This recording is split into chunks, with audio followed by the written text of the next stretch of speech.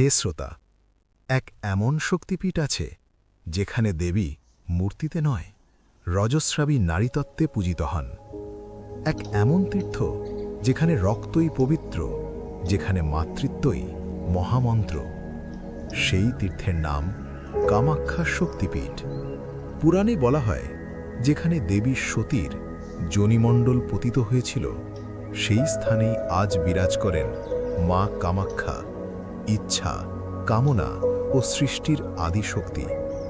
আজকের এই অডিও গল্পে আপনি শুধু একটি মন্দিরের কাহিনী শুনবেন না, আপনি শুনবেন নারীত্বের দেবীতত্ত্ব, রজধর্মের গূঢ় রহস্য এবং আপনার নিজের জীবনের অদৃশ্য বাঁধন খুলে যাওয়ার এক গোপন পথ। সমস্যা, মানব জীবনের সংকট, অধ্যায় 1।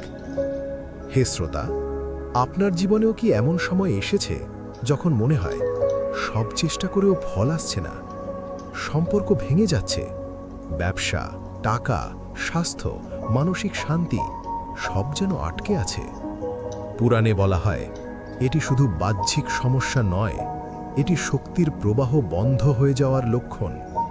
যখন জীবনের শক্তিচক্র বন্ধ হয়ে যায়, তখন মানুষ হতাশ হয়, ভিতরে ভিতরে ভেঙে পড়ে। ঠিক তখনই আমাদের পুরাণ স্মরণ করায়, মা শক্তির স্মরণ নাও। শ্লোক: না শক্তিরহিতাম কিঞ্চিত ত্রিলোকেষু কুতাশ্চনা। এর অর্থ, 3 লোকের মধ্যে এমন কিছুই নেই যা শক্তিহীন। কিন্তু প্রশ্ন হল, আপনার জীবনের শক্তি কেন আটকে যায়? মা কামাখ্যা তন্ত্র সাধনার প্রধান পীঠ। এখানে কুণ্ডলিনী শক্তি, কামনা, ভয়, আবেগ সব একসাথে জাগে। যাদের মন প্রস্তুত নয়, তাদের ভিতরের শক্তি প্রবাহ স্বাভাবিক না হয়ে থেমে গেছে বলে মনে হয়। এখানে গেলে অনেকের ভয়, অপরাধবোধ, অতীত কষ্ট, দমন করা ইচ্ছা হঠাৎ সক্রিয় হয়। তখন মনে হয় জীবন এগোচ্ছে না, শক্তি আটকে গেছে। কামাখ্যা কাম ও মুক্তি দুটোর শক্তি বহন করে। মানুষ যদি শুধু কামনা নিয়ে যায় আর মন শুদ্ধ না হয়, তখন ভিতরে দ্বন্দ্ব তৈরি হয়, শক্তি জট বেঁধে যায়। এটা সাধারণ দেবস্থান নয়, এখানে শক্তি খুব গভীর। প্রস্তুতি ছাড়া গেলে অনেকের মাথা ভার, মন অস্থির, জীবনে বাধা মনে হয়, কারণ শরীর মন সেই কম্পন নিতে পারে না। অনেক সময় মা শক্তি আটকে দেন না, বরং পুরনো পথ বন্ধ করে নতুন পথ খুলে দেন। আমরা বুঝতে না পেরে বলি শক্তি আটকে গেছে।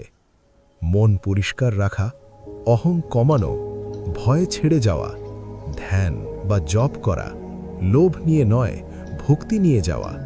মা কামাখ্যা শক্তি নেন না, তিনি আগে ভিতরের অশুদ্ধতা বের করেন। সেটাই আমাদের কাছে আটকে যাওয়া মনে হয়। সতী ও দক্ষ যজ্ঞ, কামাখ্যার জন্মকথা, অধ্যায় 2। দক্ষ প্রজাপতি তার কন্যা সতীকে শিবের সঙ্গে বিবাহ দেন, কিন্তু মনে মনে শিবজিকে ঘৃণা করতেন। দক্ষযজ্ঞে ভগবান শিবকে অপমান করা হলো।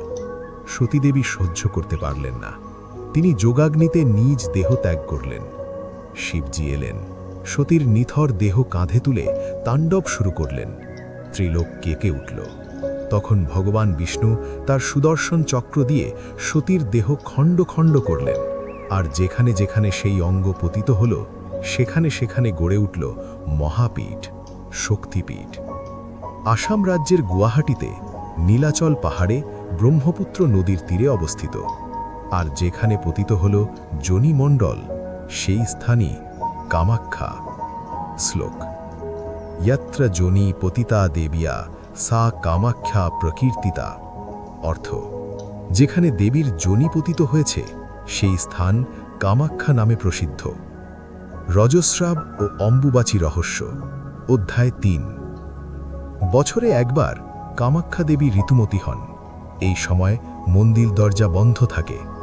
মূর্তিতে নয়, পাথরের গর্ভগৃহে লাল বস্ত্র বিছানো থাকে, কারণ দেবী তখন সৃষ্টি শক্তিতে রত। এটি পৃথিবীর একমাত্র তীর্থ যেখানে নারীর ঋতুস্রাব হয়। এটি অপবিত্র নয়, বরং মহাশক্তির উৎস। এই সময়কে বলা হয় অম্বুবাচী মেলা। এখানে শেখানো হয় নারীত্ব লজ্জার নয়, নারীত্বই ব্রহ্মশক্তি। সমাধান দেবী শরণ অধ্যায় 4। যখন জীবন আটকে যায়, যখন ইচ্ছা পূরণ হয় না, তখন মা কামাখ্যা বলেন, আমার শরণ নাও, কিন্তু কামনাকে শুদ্ধ করো।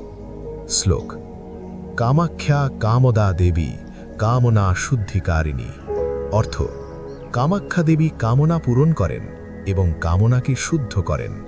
আপনি যদি হিংসা, লোভ, প্রতিহিংসা নিয়ে এই স্থানে যান, তা ফল দেয় না। কিন্তু যদি বিশ্বাস, ভক্তি, শুদ্ধ ইচ্ছা নিয়ে যান, মা দেরি করেন কিন্তু বঞ্চিত করেন না। প্রেরণা জীবনের শক্তি জাগরণ অধ্যায় 5। হে শ্রোতা, আপনার জীবন থেমে যায়নি, শুধু আপনার শক্তি ঘুমিয়ে আছে। মা কামাখ্যা বলেন, নারীর গর্ভ যেমন সৃষ্টি করে, তেমনি মানুষের বিশ্বাসও নতুন জীবন সৃষ্টি করে। আজ যদি আপনি হাল ছেড়ে দেন, তবে আপনার ভাগ্যের দরজাও চিরদিন বন্ধ হয়ে যাবে। কিন্তু আজ যদি মায়ের নাম নিয়ে একবারও বলেন, জয় মা কামাখ্যা, তবে আপনার জীবনের অদৃশ্য গ্রন্থি খুলতে শুরু করে। হে শ্রোতা, আপনি যদি এই অডিও গল্প শেষ পর্যন্ত শ্রবণ করে থাকেন, তবে এটি কোনো কাকতালীয় নয়। মা নিজেই আপনাকে ডেকেছেন এই গল্প শ্রবণ করার জন্য। এখনই কমেন্টে লিখুন, জয় মা কামাখ্যা। ভিডিওতে লাইক দিন, চ্যানেলটি সাবস্ক্রাইব করুন, যাতে মায়ের আরও গূঢ় রহস্য আপনার কাছে তাড়াতাড়ি পৌঁছায়। কারণ যে মা রক্তে পূজিত হন, তিনি কখনো ভক্তের ভাগ্যকে রক্তাক্ত হতে দেন না। জয় মা কামাখ্যা। সুস্থ থাকুন, ভালো থাকুন। ধন্যবাদ।